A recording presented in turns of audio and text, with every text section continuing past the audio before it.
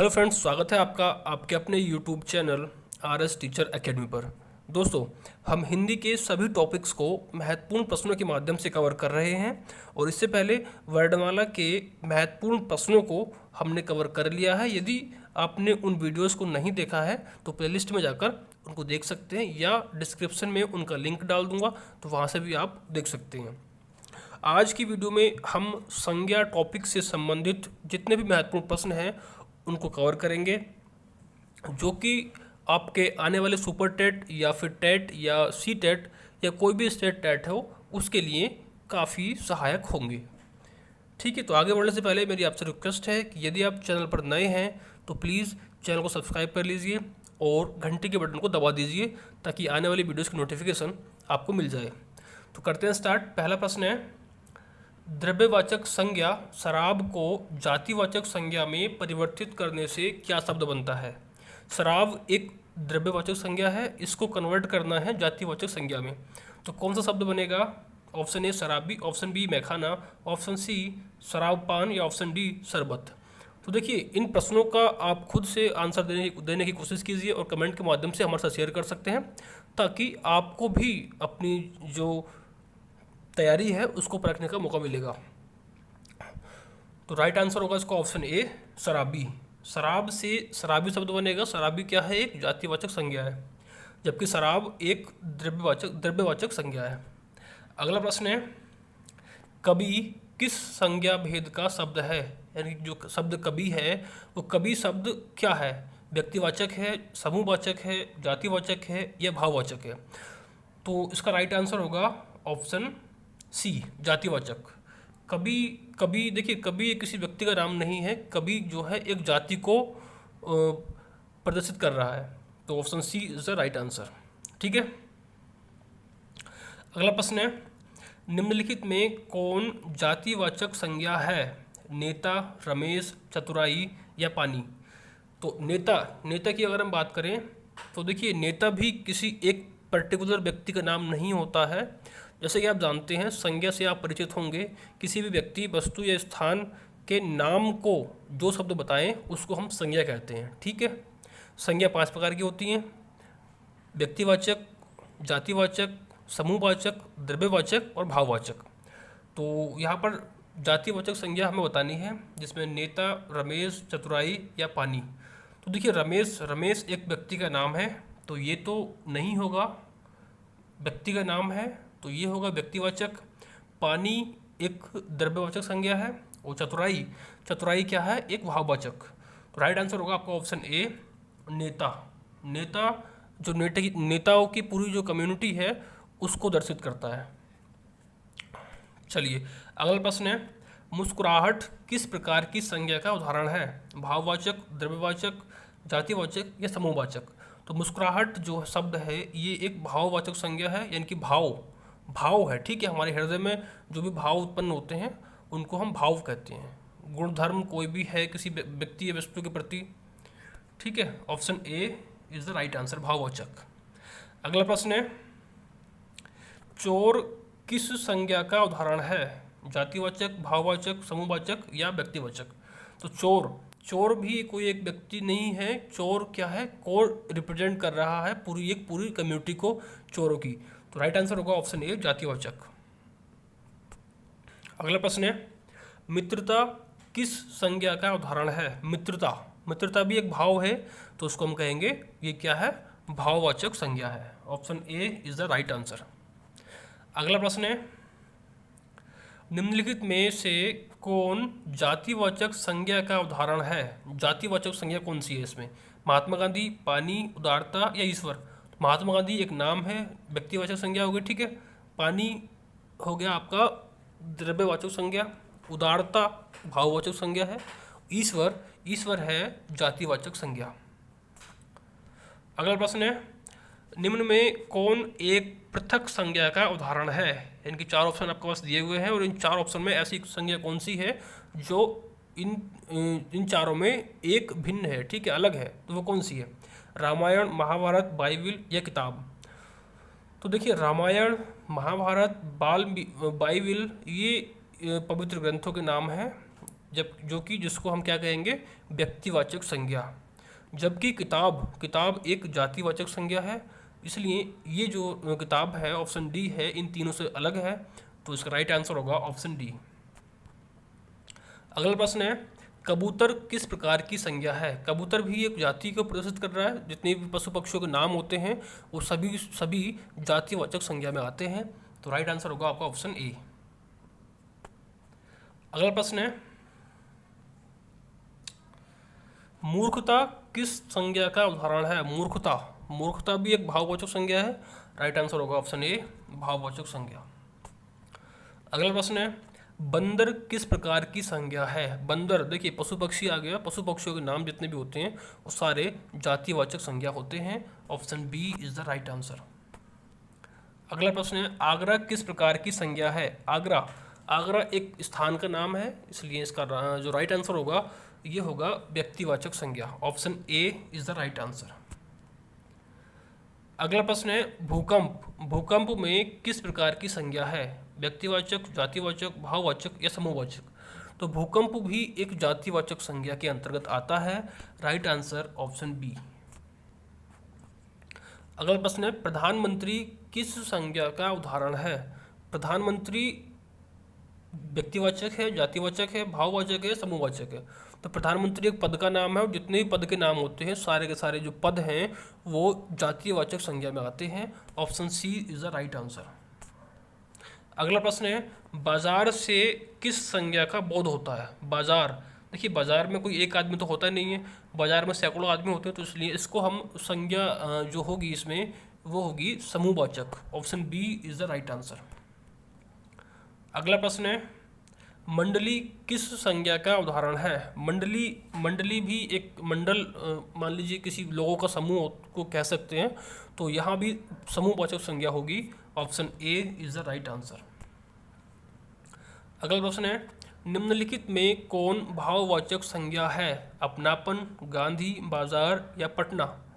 तो देखिए गांधी एक उपाधि है, उपाधि या अगर महात्मा गांधी के संदर्भ में अगर हम इसको लें तो ये होगा व्यक्तिवाचक संज्ञा, बाजार समूहवाचक, पटना एक शहर का नाम है, स्थान का नाम है, इसको हम कहेंगे व्यक्तिवाचक संज्ञा है, जबकि अपनापन यहाँ पर भाववाचक संज्ञा है, option A is the right answer. अगला प्रश्न है, निम्नलिखित में कौन व्यक्तिवाचक संज्ञा है? व्यक्तिवाचक संज्ञा कौन सी है? ताजमहल, मंडल, सोना या लड़ाई?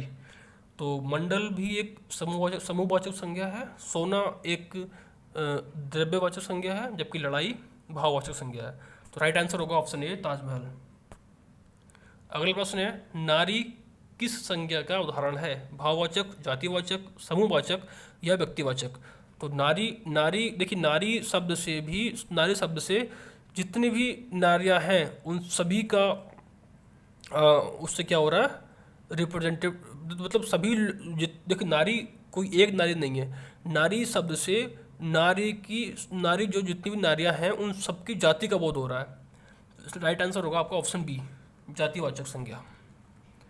रुकावट में संज्ञा कौन सी है? रुकावट में क्या है? भाववाचक संज्ञा, option C is the right answer. अगला प्रश्न है, निम्न में से कौन जातिवाचक संज्ञा है? जातिवाचक संज्ञा कौन सी है इसमें? हिमालय, गंगा, राधा या तारा? तो हिमालय पहाड़ का नाम है, गंगा नदी का नाम है, राधा भी एक नाम है, जबकि तारा यहाँ पर है जातिवाचक संज्ञा, राइट आंसर होगा ऑप्शन डी।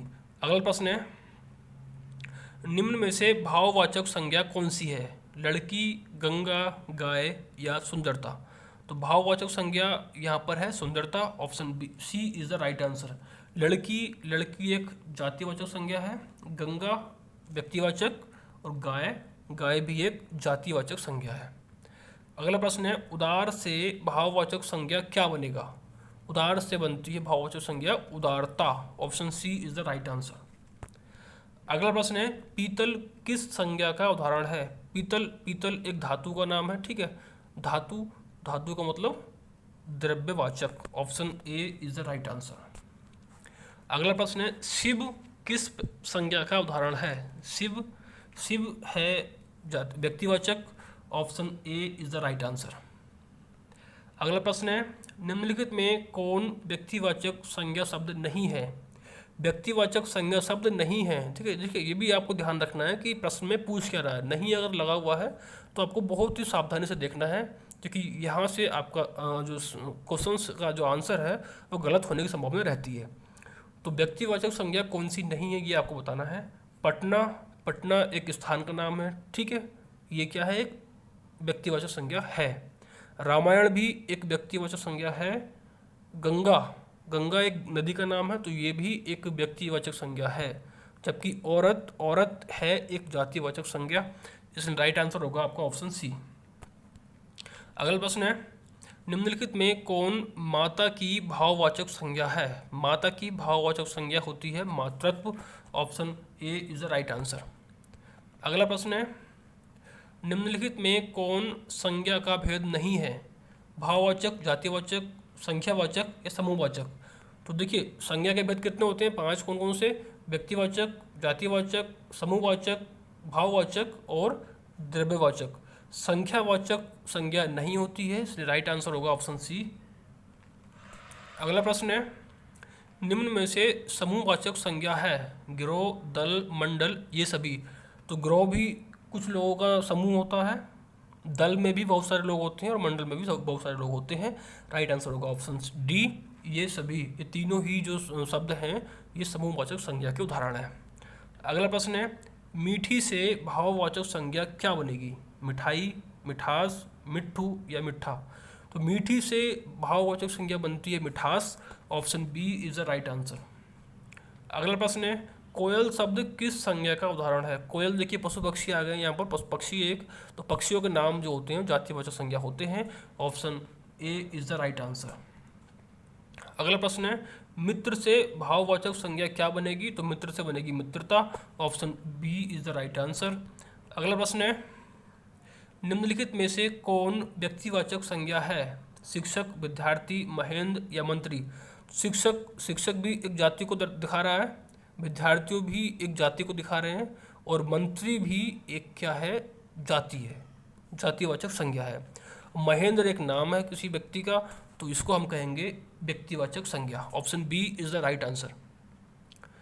तो ये कैसे लग रहे हैं प्रश्न आपको कमेंट के माध्यम से हमारे साथ शेयर कर सकते हैं, और आपका कोई भी सुझाव अगर है तो वो आप कमेंट में हमारे साथ शेयर कर सकते हैं ताकि हम कुछ इम्प्रूव करें, ठीक है।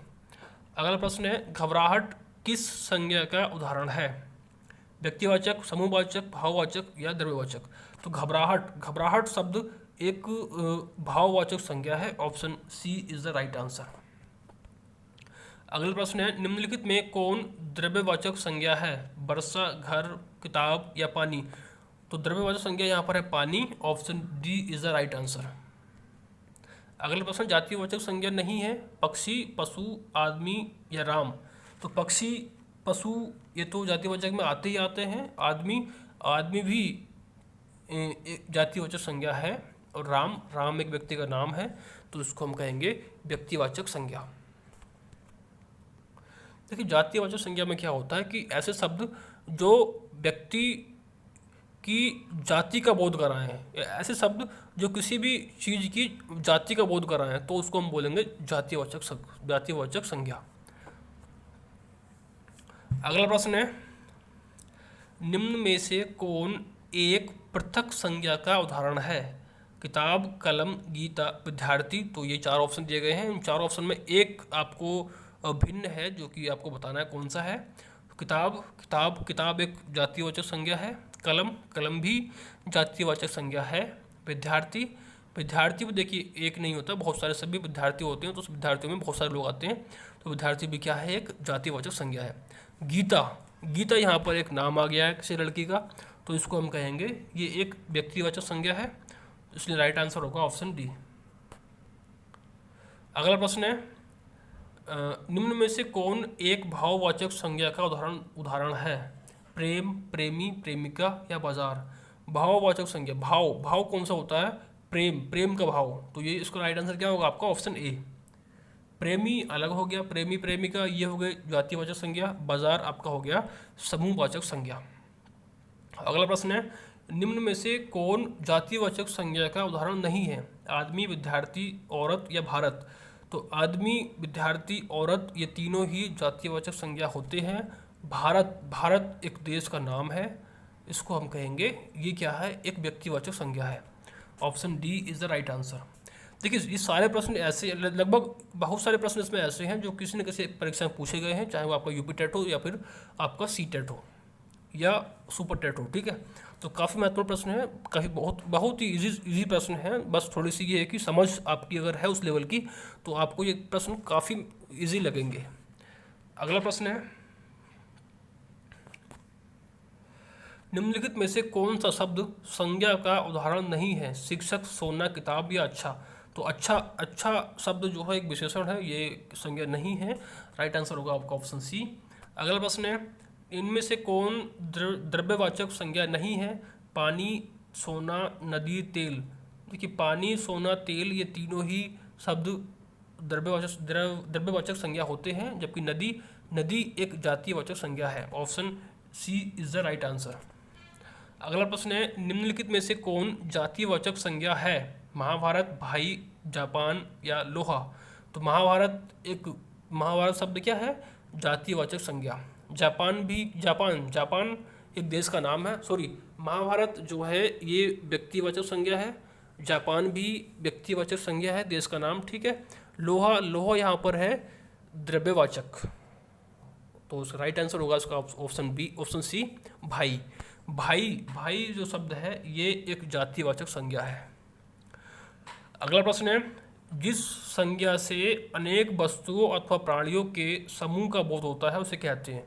वस्तुओं या प्राणियों के समूह का बोध हो उसको हम बोलते हैं समूहवाचक। Option C is the right answer.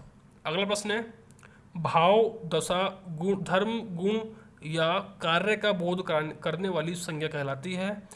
जातिवाचक, व्यक्तिवाचक, भाववाचक या द्रव्यवाचक। तो उसको हम कहते हैं भाववाचक, भाव, ठीक है। Option C is the right answer. अगला प्रश्न है, बालपन किस संज्ञा का उदाहरण है? बालपन जो शब्द है ये उदाहरण है भाववाचक का। Option B is the right answer. अगला प्रश्न है, परिवार किस संज्ञा का उदाहरण है? परिवार, देखिए परिवार भी कुछ लोगों से मिलकर बनता है, तो यहाँ पर भी समूह की बात आ जाती है, इसलिए इसका राइट आंसर होगा ऑप्शन डी, समूहवाचक। अगला प्रश्न है, निम्नलिखित में से किस संज्ञा की गणना नहीं की जा सकती है?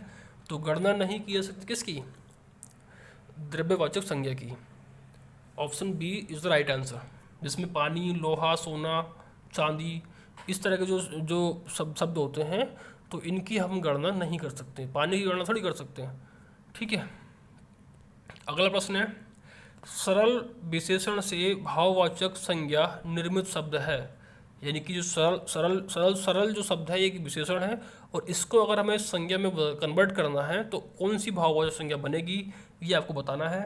सरल से बनेगी सरलता। Option B is the right answer. Last प्रश्न है आज का, सजाना क्रिया से भाववाचक संज्ञा बनेगी? सजाने से क्या बनेगी? सजावट, सजावा या सजावटी। तो सजाने से बनेगी सजावट। Option B is the right answer, ठीक है। तो आई होप ये प्रश्न आपको अच्छे लगे होंगे और ये सभी प्रश्न काफ़ी महत्वपूर्ण हैं। चलिए, और हाँ, इसके अतिरिक्त आपका कोई सुझाव हो तो आप उसको भी कमेंट में देना ना भूलें, ताकि हम कुछ इम्प्रूव कर पाएँ। और बने रहिए हमारे साथ, इसी तरह के वीडियोस में हम लाते रहेंगे आपके लिए हर दिन, प्रत्येक दिन, लगभग हर दिन हम एक जो आपका टॉपिक है हिंदी का, और इसके साथ साथ देखिए इसके साथ साथ जितने भी अदर सब्जेक्ट हैं उन सभी के भी इसी तरीके से हम सभी सब्जेक्ट को कवर करेंगे प्रश्न के माध्यम से, ठीक है ना। तो चलिए मिलते हैं एक नई वीडियो में, तब तक के लिए नमस्कार, जय हिंद, जय भारत।